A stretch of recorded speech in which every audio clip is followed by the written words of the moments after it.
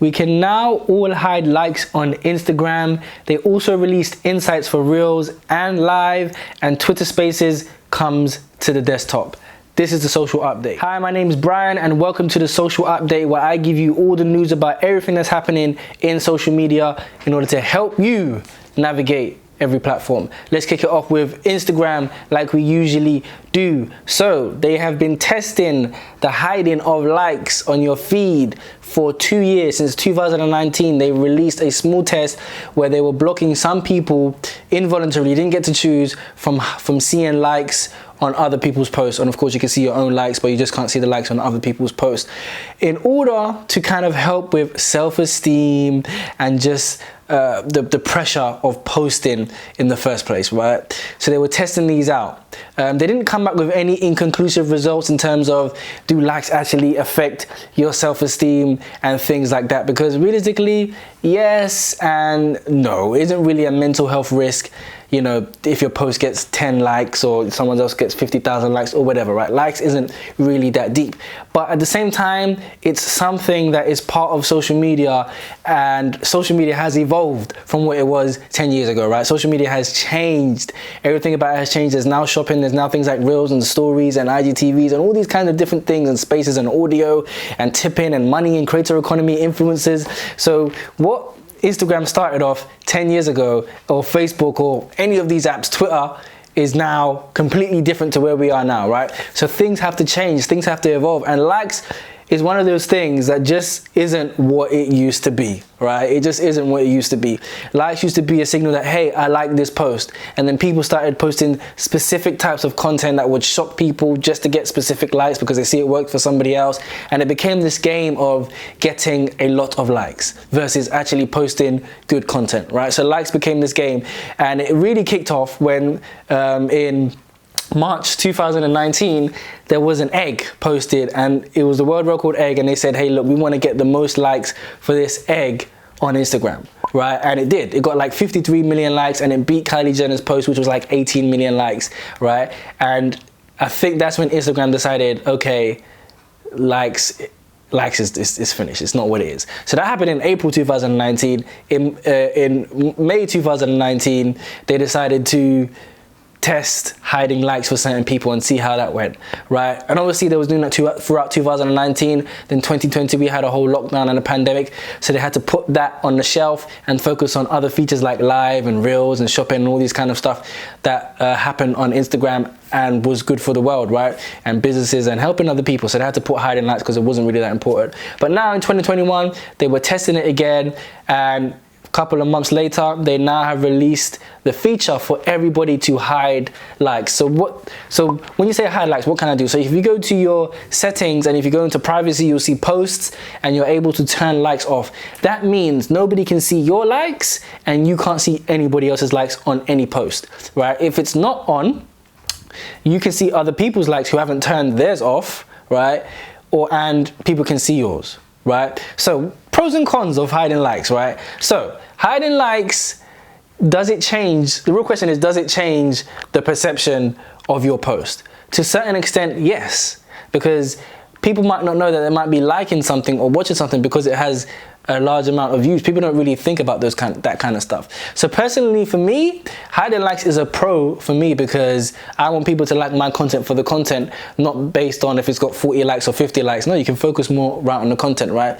The con is that maybe other people can't see what type of posts are popular, so they maybe can emulate or see what's trending and see what's good, so maybe they can emulate it on their type of post, right? So there's different pros and cons. Personally, for me, I've turned my likes off. So I want to know what you think. Have you turned your likes off? Do you care about it? And obviously you can change it every time. You can change this anytime. You can turn them on and off, and to see, you know, which ones you like and which one you don't like. So let me know down in the comments, are you turned your likes off? Do you think it's that deep? Do you don't care? Do you love seeing the likes? Do you not like seeing the likes? I want to know down in the comments what you think about Instagram hiding likes. Instagram Instagram have released insights for lives and reels. I've been saying this for a long time, that live only tells you how much people have passed through. It doesn't tell you how much comments you got, how much likes you got, how much people you reached, how much people was in there at one time. We need all these insights because it's very, very helpful, because live video is a medium and a format that people are doing much more of. Like last year we saw nearly everybody and their granny doing live, and this year it's kind of still slowed down a bit, but it's still continued. People are still going live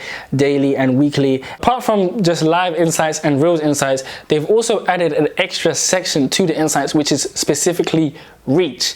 Now this is very, very interesting, because reach is one of the things that a lot of people complain about on Instagram. Oh, the algorithm is hiding my post, it's not showing my post, it's not being seen by people. This is one of the main complaints about people on Instagram getting their post seen, and how much people they're reaching. Oh, it's not showing to all my followers, etc, etc, right? This is one of people's biggest problems, right? So one of the ways that Instagram is kind of helping people to understand how far their content is going, or which content is get in front of the most eyes, they've added a specific section in the insights called reach. This is also very interesting, because now they're hiding likes, and likes isn't the main metric. Is it reach that's going to be the main metric? Because likes are cool, it lets you know if people like the content, but how many people are seeing your content is far more important than people liking it, because you can get more people liking it if you reach more people, right? And it's kind of like YouTube. In the beginning, it was like everyone was like trying to get subscribers, and now it's time watched. So how long are people watching the video in the first place, right? Because yeah, you can get subscribers, but it doesn't mean that those subscribers are going to watch your video. So it's the same thing. Yeah, you can get likes, but does that mean I'm getting reach? I need to reach as much people as I can, right? If I'm a creator or an influencer or a personal brand, the whole point of making content is that it reaches more and more people every week. So this is a very useful metric to kind of replace the love of likes, in my opinion, right? So reach is really great, more so than likes, right? Likes is becoming less of a thing that they want you to focus on, and reach is becoming much more of a thing that they want you to focus on, and just creating, right? Just creating more and getting more reach. So let me know what you think about live insights, reels insights, and the reach insights down in the comments. So we know Instagram is going really hard on reels and trying to take TikTok's head off, right? So they recently teamed up with 5 creators as well as Go Up magazine to find 21 under 21 reels creators, right? Literally, they're turned into Forbes. They're trying to find the best people that are doing the best reels from different cultures: music, sports, food, fashion, and anybody they can find doing amazing things. Now, is this actually enough to beat TikTok? In my opinion, no. Yes, there are going to be some amazing creators that they could possibly pay and push, that are making really amazing reels and push to the top and show everybody, oh, these are the really great creators that we have making reels. But unfortunately, it's actually not enough to beat TikTok. Why is TikTok TikTok? TikTok is TikTok because it has amazing editing capabilities. They have challenges, they have communities, they have niches in every single niche or any topic you can think of. There's book TikTok, there's cleaning gutter TikTok, there's cleaning drains, there's remote, there's film TikTok. We don't have all these different subsets and niches on Instagram. That's why they only kind of picked 5 cultures, like music, fashion, food, and makeup, and sports, right? Versus TikTok has every type of person talking about every type of thing, comics and all these type of things, right? And I'm a big anime and all these kind of things. You find a lot of those on TikTok, and you find all kinds of different ages on TikTok. You find 6-year-olds and 60-year-olds on TikTok. It's just not the same for Instagram. TikTok has its own culture. It has its own set of creation tools that far exceed Reels or anything Instagram is even offering, right? So you're not going to beat TikTok by highlighting the best creators on Reels. You're going to beat TikTok by coming with actual technology and actual application power, right? Do you know what I mean? So this is great. Don't get it twisted. It's great for Instagram to be championing more creatives and pushing creators to the front, saying, hey, these people are great. I love it. I love that. Promote the creators and pay the creators as well. But it's not going to be enough to beat TikTok if that's what they're thinking. But let me know what you think about the 21 under 21 creators that Instagram has put. I'll put the link down below so you can check them out. It will be on Go Up magazine's website. Shout out to Go Up. Let me know what you think about them and this campaign in the comments below. So we know right now Twitter Spaces is sparring with Clubhouse, right? In terms of the audio and live audio spaces that every app is coming for, right, this year. So Twitter Spaces just released the web version of Twitter Spaces, so now you can listen to live audio on the desktop. It's not really all day, it's still a bit glitchy, it's still a bit buggy, but it's something that is another blow to Clubhouse, which is still invite only. Now Clubhouse recently just launched on Android, and they're saying that they've had 1 million downloads of the Android app, which is great, but I'm still not sure it's enough to kind of fend off everybody else that's coming out with their live audio. Right now, Twitter Spaces being available on the desktop is the first live audio that we can listen to on desktop. Clubhouse said they might be working on something for the desktop, and they just about launched the Android version in time. They had a lot of investments and they were valued at $1 billion. That's great, that's value, that's just money on paper, but actual value that you're actually delivering to people is a whole other game. So what is Clubhouse going to do to stay on top? Twitter Spaces is moving very, very fast. They just released a scheduling feature. They're about to release a ticketing feature. They just released their website feature.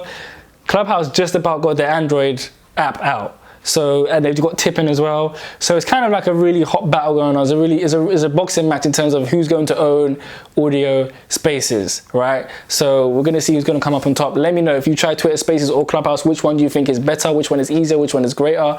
Let me know what you think in the comments, of course. And that is it for this week's The Social Update. Let me know about everything you liked, you hated, you're looking forward to, you don't care about. I want to know down in the comments.